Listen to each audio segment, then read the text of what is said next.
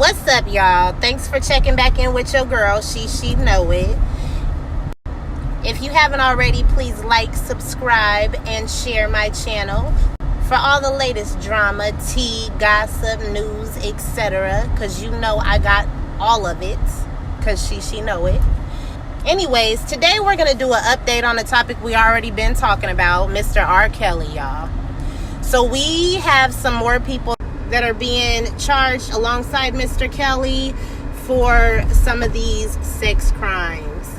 Today we're going to talk about Charles Freeman.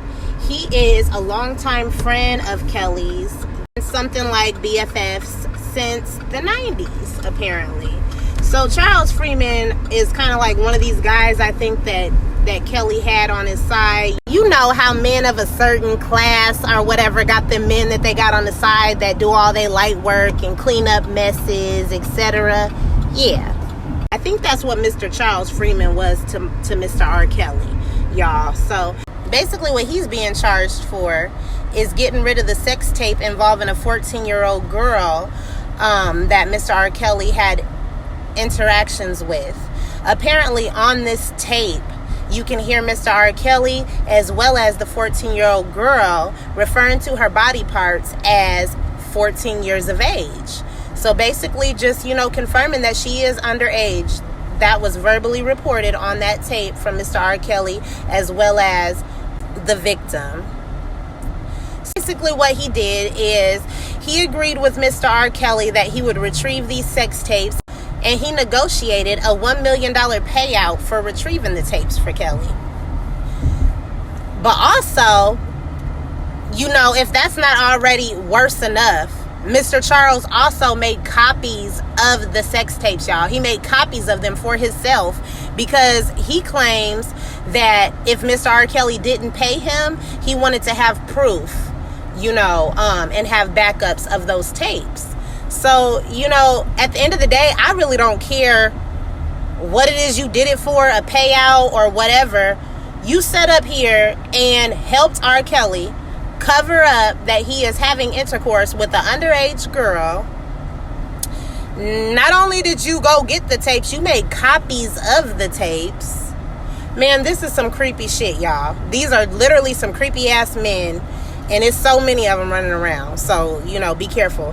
But yeah, this is beyond me. It really is.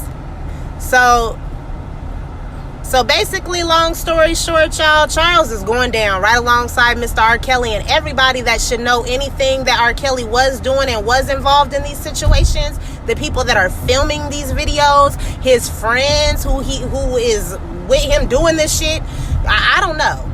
But all of y'all could go to hell with gasoline draws on. That's what I could say.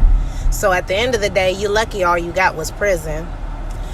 So go ahead and check out this video real quick so y'all can see in a professional way everything that I basically just said. Key witness took the stand today in day 7 of the R. Kelly federal trial here in Chicago. We heard from the man who says he was paid by Kelly and his team to recover sex tapes featuring Kelly and an underage girl. CBS 2's Tara Moline is joining us with those details. And Tara, some disturbing information in court today. Jim and Erica, disturbing, and we want to warn all of you about that. The entire testimony today revolving around child pornography tapes and payoffs. The man testifying, Charles Freeman, was granted an immunity deal by the government to go on the record. He not only knew about the nature of the tapes he was paid to retrieve and recover, but made copies of them himself to be sure he'd be paid. And he kept those copies for years. Charles Freeman testified he started working with R. Kelly in the 90s doing merchandising for Kelly's concert tours. He said the two became friends. A relationship that changed when he says Kelly called him in 2001, telling him he wanted him to recover some tapes. Ultimately, Freeman said he verbally negotiated a $1 million payout in exchange for the original tape, but only $140,000 in a written contract. Freeman says within days he traveled to Atlanta to an address provided by Kelly's team with 2 men. Testifying, a young lady came to the door. He told her he was there to recover the expletive tapes you stole from Robert Kelly. She put her hands up and pointed him in the right direction. He left with 3 tapes. Only one was a tape involving Kelly. He then went to a Walmart and purchased a VCR recorder and blank tapes, making copies because he didn't trust Kelly's team to pay him.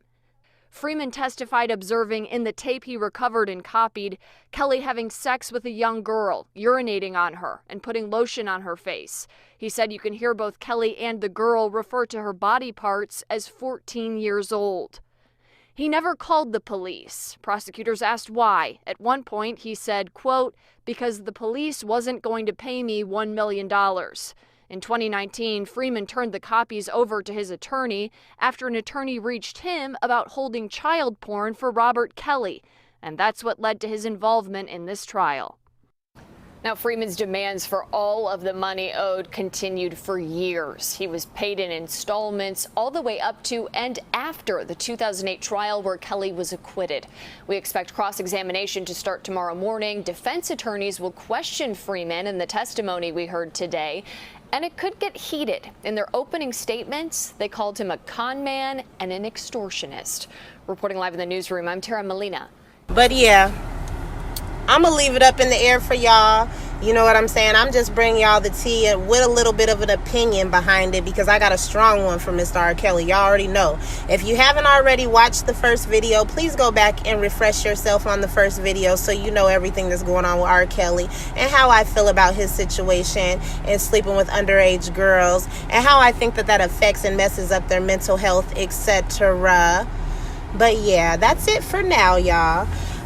If you haven't already, like I said earlier, if you haven't already, please like, subscribe, and share this channel. Let's get the views up on this video. Please comment on this video and let me know what y'all think about these creepy men doing this creepy ass shit.